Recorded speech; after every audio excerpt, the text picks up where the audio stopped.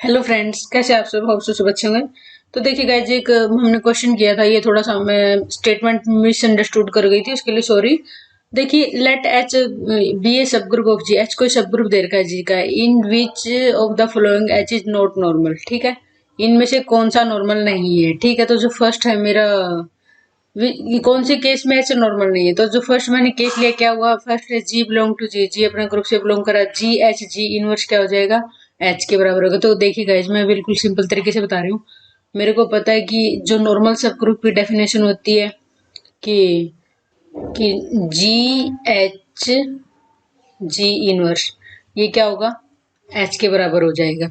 जहाँ पे जी क्या है, वो ग्रुप से बिलोंग कर रहा होता है, और जो ये एच होता है वैसे स्मॉल एच लेते होते हैं, ये तो अपना फिर एच से बिलोंग कर रहा होता है। ठीक है, तो अभी मेरे को ये भी पता है कि जब हम इसमें करते हैं, जब हम नॉर्मल सब ग्रुप की बात करते हैं, चाहे कैसा भी ग्रुप हो हमारे पास, तो आइडेंटिटी और खुद ग्रुप, ये दो तो हमारे ऑलवेज ही नॉर्मल सब ग्रुप होते हैं, चाहे ग्रुप कैसा भी हो। ठीक है, तो अब जिसने फर्स्ट स्टेटमेंट दी, जो मैं मिसअंडरस्टूड कर गई थी, मैंने नॉट इक्वल टू जी वाला केस ध्यान नहीं दिया था।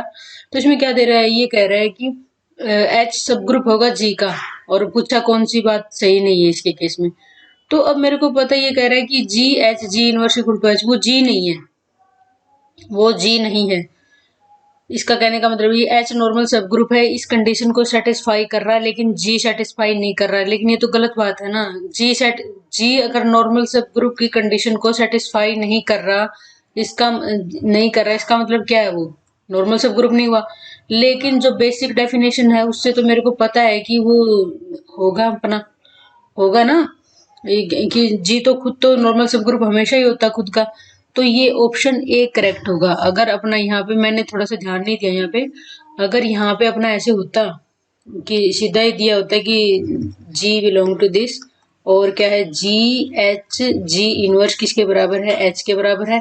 और अगर इक्वल टू जी दिया होता, फिर मेरी ये बात गलत हो जाती, तो फिर हम इसमें नहीं ले पाते। लेकिन ये इसने कहा है कि एच सब ग्रुप दे रखा है जी का, इसमें से कौन सी कंडीशन है जो नॉर्मल को सेटिस्फाई नहीं करती। तो अब मेरे को पता है कि जो पहला ही ऑप्शन है, G H G inverse equal to H, ये क्या नॉर्मल सब ग्रुप की कंडीशन है। तो नॉट इक्वल टू जी करने का मतलब ये कह रहे हैं कि जी नॉर्मल सब ग्रुप नहीं है। ये किसने कहा नॉर्मल सब ग्रुप? जी तो अपना नॉर्मल सब ग्रुप होता है, आइडेंटिटी और खुद तो हमेशा नॉर्मल सब ग्रुप होते हैं। इसलिए क्या हो जाएगा, ये ऑप्शन क्या हो जाएगा अपना, गलत हो जाएगा। मतलब वैसे इसके हिसाब से सही हो जाएगा, नॉर्मल इस केस में नहीं होगा, है ना। एच नॉर्मल नहीं होगा, क्योंकि ये कह रहा है जी के बराबर नहीं है। तो दो ही होते हैं अपने, जो अगर मैं बात करूं बिल्कुल सबसे मिनिमम की। दूसरा क्या है? इंडेक्स एच इन जी। हाँ, इंडेक्स तो एच का जी होगा। अगर नॉर्मल सब ग्रुप है तो इंडेक्स तो होगा ही मेरा।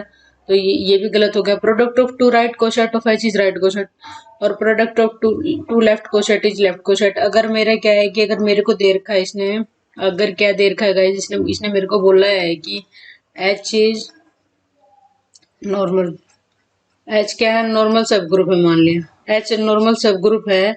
तो जो ये ऑप्शन सी और ऑप्शन डी है ना, ये दोनों ट्रू होंगे। क्यों? एच अगर नॉर्मल सब ग्रुप है तो product of two right coset is right coset, और product of two left coset is left coset, always true होता है। तो इसके इसके हिसाब से तो ये गलती हो जाएंगे मेरे। और दूसरा, और ये भी पता है मेरे को कि अगर एच नॉर्मल नॉर्मल सब ग्रुप दे रखा है, तो जो इंडेक्स होता है कि जो ग्रुप के ऑर्डर को जो सब ग्रुप डिवाइड करेगा, उसका इंडेक्स अगर 2 आ रहा है, नॉर्मल सब ग्रुप होता है अपना, ये भी हो जाएगा। तो कौन सा ऑप्शन करेक्ट हुआ? ए। ए इसलिए करेक्ट हुआ क्योंकि ये कह रहे हैं कि अगर मैं, देखिए अगर आपको है ना इससे कंफ्यूजन हो रहा है ना कि एच इज नॉट नॉर्मल, तो ये नोट हटा दो एक बार, ये देख लो एच नॉर्मल। एच नॉर्मल की क्या क्या कंडीशन है? इंडेक्स भी 2 होगा, प्रोडक्ट ऑफ राइट कोसेट भी राइट होगा, प्रोडक्ट ऑफ लेफ्ट कोसेट भी लेफ्ट होगा, और दूसरा क्या हो जाएगा, G H G inverse equal to H equal to G होना चाहिए। कि आइडेंटिटी और खुद ग्रुप, आइडेंटिटी और खुद ग्रुप तो हर हाल में नॉर्मल सब ग्रुप होते हैं, लेकिन ये कह रहा है कि नॉर्मल सब ग्रुप नहीं है। Not equal to G, not equal to G कहने का मतलब यही है कि जी नॉर्मल सब ग्रुप की डेफिनेशन को नहीं मान रहा है। तो फिर क्या हो जाएगा? यही उसके हिसाब से, जब एच नॉर्मल नहीं है तो यही हो रहा था। तो नॉट नॉर्मल की तो अपनी यही कंडीशन है। ठीक है, तो नेक्स्ट आते हैं जो आज का अपना स्टार्ट है इसका। तो इसका जो फर्स्ट क्वेश्चन क्या दे रखा है, हमें let G be a group such that order of G is 13। Group का ऑर्डर क्या दे रखा है, 13 दे रखा है। Then G is abelian group, cyclic group, abelian cyclic group both not. तो देखिए अब ध्यान से देखने वाली बात है कि जो ऑर्डर ऑफ ग्रुप इसने क्या दे दिया, 13 दे दिया, विच इज प्राइम। तो अगर ग्रुप मेरा प्राइम, ग्रुप का ऑर्डर मेरा प्राइम है तो रिजल्ट होता है अपना G is cyclic group, G is cyclic group. और साइक्लिक ग्रुप अपने साथ क्या है, एबिलियन ग्रुप को तो फ्री में लेके आता है। अगर साइक्लिक है तो वो एबिलियन भी होगा, अगर साइक्लिक है तो एबिलियन भी होगा। तो अब देखते जो इनका साझा रिजल्ट क्या आएगा, let G be a group such that order of G is 13, then G is abelian group, cyclic group, abelian and cyclic both। ठीक है, तो कौन सा ऑप्शन हो जाएगा, C option is the correct answer. ठीक है, तो नेक्स्ट देखिएगा इस क्वेश्चन नंबर 2। इसमें क्या दिया इसने, if H is subgroup of a group G then which one of the following statement is incorrect, इनमें से कौन सी बात सही है। तो अब मेरे को H सब ग्रुप दिया, देखिए जो जो दे रखा वो लिखते जाओ। H इसने क्या दे दिया, सब ग्रुप है अपना, ठीक है। और दूसरी बात क्या, G क्या हो गया, ग्रुप दे रखा है, ठीक है। इसने कहा कि इनमें से कौन सी बात गलत है, तो सब ये है एक, और तो इसने कुछ दिया नहीं, तो अब मेरे को पता है, तो इसका मतलब कि सब ग्रुप की कंडीशन होगी H A equal to H, जो ऑप्शन है H A equal to H if and only if A H से बिलोंग कर रहा होगा। हाँ सही बात है, ये हम सारे रिजल्ट कर चुके हैं गाइस, ये मैं दोबारा बता रही हूँ, रिवाइज हो रहे हैं। तो H A equal to H मेरा हो जाएगा if and only if A अगर मेरा एच से बिलोंग कर रहा है, ए अगर एच से बिलोंग कर रहा है तो ये इसी में हो जाएगा, तो ये इसके बराबर हो जाएगा, ठीक है। लेकिन इसने इनकरेक्ट पूछा है तो फर्स्ट भी नहीं बनी बात। दूसरा क्या है, दूसरी भी अपनी कंडीशन होती है ऑप्शन बी में, H A equal to H B if and only if B A inverse belong to H. ये बात भी बिल्कुल करेक्ट है कि एच ए एच बी के बराबर हो जाएगा अगर बी इनवर्स एच से बिलोंग कर रहा होगा। तो सब ग्रुप की कंडीशन है, लेकिन इसने इनकरेक्ट पूछा, नहीं हुआ।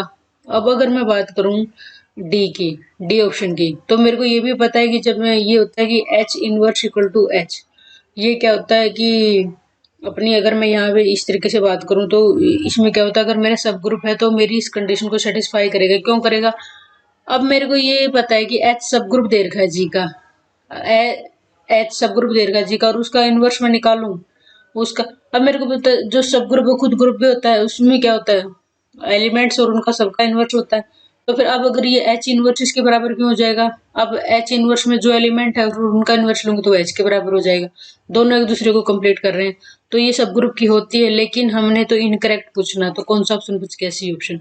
अब सी ऑप्शन कैसे हुआ, ये मेरे दिमाग में खुजली हुई कैसे हुआ। इसने स्टेटमेंट में दे रखा है एच सब ग्रुप दे रखा है ग्रुप जी का, लेकिन ग्रुप के बारे में कुछ नहीं कहा, इसने ये नहीं कहा फाइनाइट है इनफाइनाइट है। तो if G is finite group, अगर जी फाइनाइट ग्रुप हो, जी क्या हो, फाइनाइट ग्रुप हो, then order of H divide order of G, तो डिवाइड करेगा order of H order of G को। अगर ग्रुप मान लिया इनफाइनाइट है तो इनफाइनाइट ऑर्डर को कैसे करेगा, तो इसलिए सी इज द करेक्ट आंसर। ठीक है, तो नेक्स्ट गाइज अपना एक क्वेश्चन है, इसमें क्या दे रखा है इसने, let G Z plus B additive group of integer and let H equal to 3z is a subgroup of G, then order of quotient group. अब मेरे को पता है कि जी इसने क्या दे दिया मेरे को, इसने जी दिया set of integer under addition, ठीक है। एच इसने क्या दिया, 3z दे दिया। अब इसने मेरे से पूछा है कि जी बाई एच का ऑर्डर क्या होगा। अब सबसे पहले तो जी बाई एच ही लिख लेते हैं, जी बाई एच लिखा तो जेड बाई 3z। तो अब मेरे को ये भी पता है कि ये Z3 क्या आइसोमॉर्फिक होता है, कर चुके हैं हम ये। तो इसमें कौन से एलिमेंट, 0 1 2, मैंने तो एलिमेंट भी बता दी। तो इसका ऑर्डर कितना होगा, क्या 3 नहीं हो गया, क्यों, क्योंकि गाइड देखिए इसने क्या कहा, मैंने यहाँ से उठा रही हूँ मैं, इसका ऑर्डर पूछा है तो ये किसके आइसोमॉर्फिक हो गया, इसके आइसोमॉर्फिक हो गया। तो अगर मैं order of G by H की बात करूँ तो कितने एलिमेंट हो गए, 3 ही एलिमेंट हो गए। तो कौन सा ऑप्शन हो गया, B is the correct answer. ठीक है, तो नेक्स्ट है गाइज फोर्थ क्वेश्चन अपना, क्या दिया इसने, let R plus B additive group of real number, R plus additive group of real number, R plus dot, मतलब ये तो रियल नंबर है, सेट ऑफ रियल नंबर है और ग्रुप जो अंडर एडिशन है, और R plus positive real number है अंडर मल्टीप्लीकेशन ग्रुप है। ये कह रहे मैपिंग अपने को दे रखी है, एफ इक्वल टू आर से R plus defined by F X equal to A की power X for all X belong to R, और पूछ रखा है कि only homomorphism, monomorphism, epimorphism, isomorphism. तो अब देखिए, अब मेरे को इसने जो डिफाइन कर रखा है एफ आर से आर प्लस पे, ठीक है, इसमें जो ऑपरेशन लगा रखा है वो अंडर एडिशन का है, और इसमें जो ऑपरेशन लगा रखा है वो अंडर मल्टीप्लीकेशन का है, ठीक है। और एफ एक्स मेरे को क्या दे रखा है, ई की पावर एक्स दे रखा है। अब मेरे को देखना है कि ये क्या क्या होगा।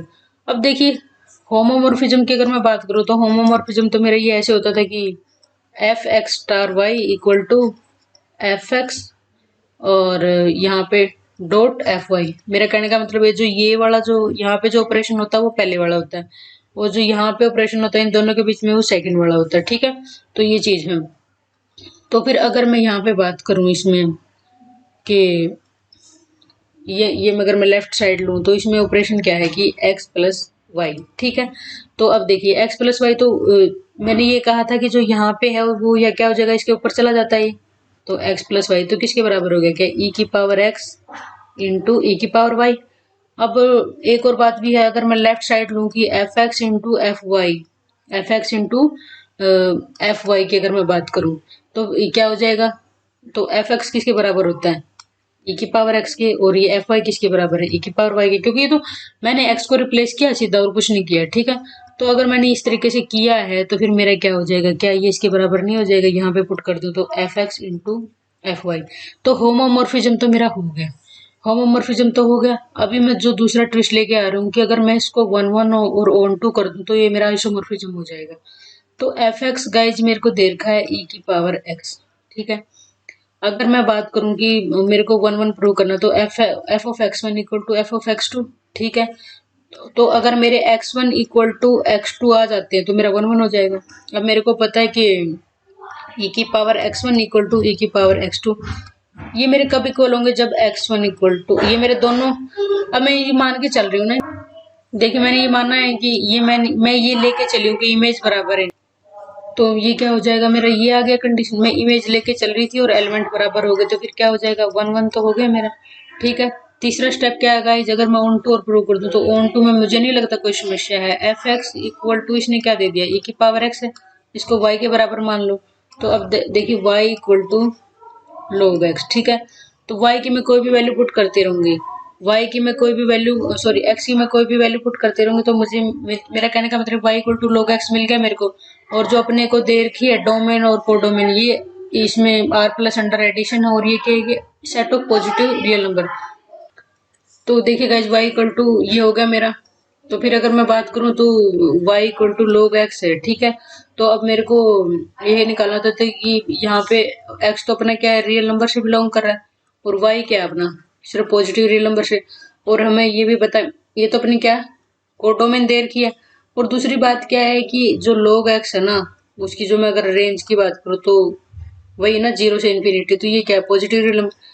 तो मेरा कहने का मतलब ये है कि रेंज और कोडोमेन बराबर होगी, रेंज और कोडोमेन बराबर होगी तो मेरा क्या हो गया, ऑन टू भी हो गया। ठीक है, तो one one onto homomorphism बनते ही बात, तो मेरा कौन सा ऑप्शन हो गया guys, D option is correct. ठीक है, आइसोमॉर्फिज्म। ठीक है, नेक्स्ट देखिए गाइज इसमें, नेक्स्ट इसमें कौन सा क्वेश्चन है, तो इसने क्या कहा इस क्वेश्चन में, विच one of the following statement is correct, every finite integral domain is a field. ये कह रहा है कि हर एक फाइनाइट इंटीग्रल डोमेन फील्ड होती है। दूसरा ऑप्शन इसने कहा और वैसे ही क्या हो गया, मुझे आगे जाने की जरूरत नहीं है, ये ऑप्शन ये मेरा करेक्ट हो गया। क्यों हो गया, अब मेरे को पता, मैंने डायरेक्ट रिजल्ट किया हुआ है कि हर एक फाइनाइट इंटीग्रल डोमेन, अगर फाइनाइट वर्ड नहीं सॉरी अगर फाइनाइट वर्ड नहीं लिख रखा तब तो दिक्कत है, लेकिन ये कह रहा है कि हर एक फाइनाइट इंटीग्रल डोमेन फील्ड होती है, ये मैं पूरा श्योर हूँ। आगे फिर इसने बोला in ring A minus B equal to zero है, तो क्या हो गया, तो ए जीरो का या बी जीरो का, नहीं कोई जरूरी नहीं है। ये कह रहा है कि A minus B equal to zero है, तो ए इक्वल टू बी वाला केस भी तो है, दोनों वन वन हो, दोनों टू टू हो, कितने ही ले लें हम। तो और ये कह रहा है कि ए इक्वल टू जीरो होगा या फिर बी जीरो होगा, नहीं ये वाले नहीं है। ठीक है, जस्ट वैसे बता रही हूँ, ऑप्शन तो मेरा आ गया first. Every finite ring is integral domain, ये किसने कहा, हर एक फाइनाइट रिंग इंटीग्रल डोमेन थोड़े ना होती है। डी क्या है, set of natural number N is a ring with respect to binary composition usual addition multiplication, नहीं का जी, हम सारी चीजें कर चुके हैं। तो क्या हो जाएगा गाइज, इसमें हम क्या कह रहे थे कि ये इसने बोला कि every finite integral domain is field, ये मेरी बात ठीक है। ठीक है, तो नेक्स्ट करते हैं गाइज, इसमें क्या हो जाएगा, जो क्वेश्चन नंबर 6 अपना इसने दिया है, इसमें थोड़ा सा ट्विस्ट है। कैसे है, this set Z4 equal to 0 1 2 3 under binary composition addition multiplication. Field होगा, डिवीजन रिंग होगा, ए रिंग विदाउट डिवाइजर होगा, एक रिंग विद जीरो डिवाइजर होगा। तो अगर मैं बात करूं Z4 की, तो Zn is field, Zn is field if n equal to p। अगर ये p पर, अगर Zn को मैं फील्ड बोल दूंगी अगर p क्या हो, प्राइम हो। लेकिन यहाँ पे तो 4 है, 4 इज नॉट प्राइम, तो फर्स्ट ऑप्शन इज, ये तो मेरा गलत हो गया। डिवीजन रिंग क्या होता है कि डिवीजन रिंग एक तरीके से है ना फील्ड की तरह ही ट्रीट करते हैं। डिवीजन रिंग क्या है कि एक तरीके से फील्ड की तरह ही, इसको दूसरा नाम है skew field, field skew field. तो इसमें भी क्या हो जाएगा, हर एक नॉन जीरो एलिमेंट का मल्टीप्लिकेटिव इनवर्स एग्जिस्ट करना चाहिए, हर एक नॉन जीरो एलिमेंट का मल्टीप्लिकेटिव इनवर्स करना चाहिए। लेकिन अपना Z4 में ये वाली बात भी नहीं बन पाएगी, क्योंकि फील्ड ही नहीं है, तो स्क्यू फील्ड किसी भी टाइप की फील्ड नहीं बनेगी अपनी, ठीक है। अब जीरो डिवाइजर की बात आती है, तो देखिए गाइज मेरे को दे रखा कि Z4 यहाँ पे, तो Z4 दे रखा, तो Z4 में क्या हो जाएंगे, कौन कौन से एलिमेंट, 0 1 2 और 3 ये दे रखे हैं। तो अब मेरे को क्या है कि जीरो डिवाइजर की डेफिनेशन होनी चाहिए कि R क्या है, कॉम्यूटेटिव रिंग है। R क्या है, कॉम्यूटेटिव रिंग है, R कॉम्यूटेटिव रिंग, ये तो दे रखा। और विद यूनिटी, विद यूनिटी क्या है, यूनिटी कौन सी, 1 है, ठीक है। तो मैं यहाँ पे अगर आपको मैं थोड़ी सी डेफिनेशन लिख के बताऊं कि जीरो डिवाइजर की, तो देखिए एक बार आप ये नोट कर लेना।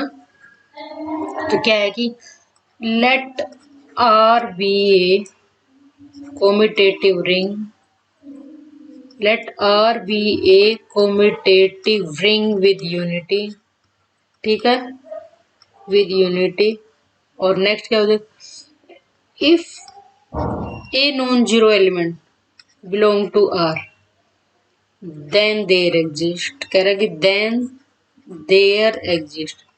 then there exist B non-zero belong to R such that A into B equal to 0। अगर मेरे को एक मेरा नॉन जीरो एलिमेंट है, अगर मेरे को उसके कोरस्पॉन्डिंग, मान लिया एक एलिमेंट के कोरस्पॉन्डिंग भी अगर मेरे पास एक बी नॉन जीरो एलिमेंट मिल जाता है और उन दोनों की मल्टीप्लाई 0 हो जाती, तो वो जीरो डिवाइजर हो जाएगा।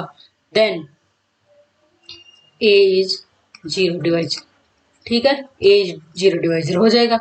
तो अब देखिए जब मैं Z4 की बात कर रही हूँ, तो Z4 में मेरे को पता है कि जो Z4 अपना, Z4 क्या है, कॉम्यूटेटिव रिंग विद यूनिटी तो है, ये तो गाइस हम बहुत बार कर चुके हैं, कॉम्यूटेटिव रिंग विद यूनिटी,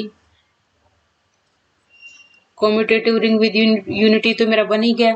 दूसरी बात अगर मैं इसमें डिवीजन रिंग की बात करूँ, तो ये एलिमेंट देखिए डिवीजन में रिंग में जीरो डिवाइजर की 1 2 3, तो मैंने एक नॉन जीरो एलिमेंट लिया यहाँ पे, 2 नॉन जीरो एलिमेंट लिया कि जो कि Z4 से बिलोंग कर रहा है। इसके कोरस्पॉन्डिंग और तो कोई एलिमेंट मिला नहीं मेरे, मैंने फिर इसका सेम भी ले सकती हूँ। इसके कोरस्पॉन्डिंग मैंने दूसरा, ये मैंने इसको ए मान लिया, इसको बी मान लिया, ठीक है, दूसरा मैंने लिया इसके कोरस्पॉन्डिंग, तो 2 इंटू 2 कितना हो गया, 4 हो गया। मोडलो 4 लगाते ही रिमाइंडर कितना बच गया, 0। तो ये मेरा क्या हो जाएगा, जीरो डिवाइजर बन जाएगा। तो जीरो देखते हैं अब ऑप्शन में क्या दे रखा है। इसने क्या कहा है कि जो डी ऑप्शन कह रहा है कि a ring without zero divisor, नहीं मेरे को मिला है ना जीरो डिवाइजर, एक जीरो डिवाइजर है उसमें, तो ए रिंग विद जीरो डिवाइजर, हाँ ये बात सही है, इसने कहा है कि जीरो डिवाइजर हो जाएगा, ठीक है। तो नेक्स्ट गाइस देखिए 7th क्वेश्चन, अपने को क्या दिया हुआ है, total number of ideal of ring Z5 is, total number of ideal क्या, तो मेरे को पता है कि number of ideal in Zn, ये हम कर चुके हैं। क्या होता है गाइज, होता अपना टो एन, ठीक है, पॉजिटिव डिवाइजर। एन कितना है यहाँ पे, एन कितना है यहाँ पे गाइज, 5 है, Z5 देगा तो 5 है। तो अब मेरे को पता है कि अगर मैं बात करूँ तो 5 की 1 है, तो क्या हो जाएगा 1 + 1, तो मेरी आंसर कितना गया 2, तो कौन सा हो गया, B is the correct answer, ठीक है। तो नेक्स्ट है गाइज 8th क्वेश्चन है जो अपना, 8th क्वेश्चन में क्या दे रखा है, बिल्कुल बेसिक क्वेश्चन हम कर भी चुके हैं बहुत सारे क्वेश्चन। किसी समूह का उपसमुच्चय H एक समूह होगा यदि, ये बस कुछ नहीं कहा इसने, हिंदी में बोल के थोड़ा हैवी बना दिया इसको, कि G तो इसने क्या दे दिया, ग्रुप दे दिया, ये कह रहा है G ग्रुप दे रखा है, और H उपसमुच्चय का मतलब उसका सब ग्रुप है, H क्या सब ग्रुप है। ये कह रहा है कि कब होगा, कौन सी कंडीशन सेटिस्फाई करते ही होगा, तो मेरे को पता है, अगर मैं बेसिक बात करूं तो देखिए ए भी मान लिया एच से बिलोंग कर रहे हैं, तो एक तो ए स्टार भी, क्योंकि इसने ऑपरेशन ही स्टार दिया है, वो एच से बिलोंग करना चाहिए। दूसरा क्या होगा कि एक इनवर्स वाला भी केस लेना पड़ेगा, अर्जेंट है दोनों। तो ये अगर ये दोनों मेरे कंबाइनली अगर ये दोनों मिलके आ रहे हैं ना, या फिर ऐसा बोल दे A star B inverse belong to H, तो ये या ये दोनों मिलके आ जाए और या ये अकेला आ जाए, तो फिर मेरा क्या हो जाएगा, सब ग्रुप की डेफिनेशन को क्लियर होगा। अब देखिए फर्स्ट में क्या है, इनवर्स नहीं है, दूसरे में इनवर्स है, पहले वाला नहीं है, तो कौन सा ऑप्शन करेक्ट होगा, C option is the correct answer. ठीक है, तो नेक्स्ट देखिए गाइस, 9th क्वेश्चन अपना, इसने क्या कहा है कि इसने बोला किसी समूह में अनुचित उपसमूहों की संख्या क्या है, इम्प्रॉपर सब ग्रुप। तो इम्प्रॉपर सब ग्रुप के अगर मैं तो इम्प्रॉपर सब ग्रुप, जैसे गाइस इसको इम्प्रॉपर सब ग्रुप बोल दो, इम्प्रॉपर सब ग्रुप बोल दो, या फिर मैं इसको बोल दूं एक और नाम है ट्रिवियल सब ग्रुप बोल दो, ट्रिवियल सब ग्रुप। तो दोनों ही केसेस बराबर हैं। तो मेरे को पता है कि आइडेंटिटी और खुद ग्रुप जी, आइडेंटिटी और खुद ग्रुप जी ही दो इम्प्रॉपर सब ग्रुप होते हैं। तो कितने हो गए, दो हो गए। तो फिर क्या हो जाएगा guys, A option is the correct answer. ठीक है, बस आपको क्लियर होना चाहिए कि बोला क्या है इसने। ठीक है, नेक्स्ट है 10th क्वेश्चन। इसने क्या बोला 10th क्वेश्चन में, इसने बोला कि किसी परिमित चक्रीय समूह मतलब साइक्लिक ग्रुप है, कोटि 28, उसका ऑर्डर 28 में जनित जनरेटरों की संख्या क्या होगी। तो देखिए अब मेरे को पता है कि ग्रुप का ऑर्डर कितना देर का है, 28 देर का है, और ग्रुप क्या है गाइस, साइक्लिक देर का है। ठीक है, तो नंबर अब देखिए फाइनाइट साइक्लिक ग्रुप, अगर जी इसने मेरे को दे रखा है, हम बार बार बोल रहे हैं जी, अगर मेरे को दे रखा फाइनाइट साइक्लिक ग्रुप, तो वो ट्रीट करेगा जेड की तरह। तो क्या हो जाएगा ये Z28। अब मुझे निकालना है कि नंबर ऑफ जनरेटर। तो नंबर ऑफ जनरेटर्स मेरे को पता है कितना हो जाएगा 528, क्योंकि Zn में नंबर ऑफ जनरेटर हम 5n से निकालते हैं। तो क्या हो जाएगा 528। तो क्या आ जाएगा गाइस, देखिए 528 को जब मैं खोलूंगी तो मेरा हो जाएगा 5 ऑफ 7 इंटू 2 का स्क्वायर। तो देखिए गाइस मैं सीधा ही लिख रही हूँ, ये निकाल रही हूँ, 1 - 1/7 इंटू 1 - 1/2। तो जब मैंने इसको सोल्व किया तो मेरा आया 12 आ जाएगा गाइस। ठीक है, तो option C is the correct answer. ठीक है, होप सो आपको समझ में आया होगा। तो मिलते हैं नेक्स्ट लेक्चर में, तब तक के लिए जय हिंद जय भारत।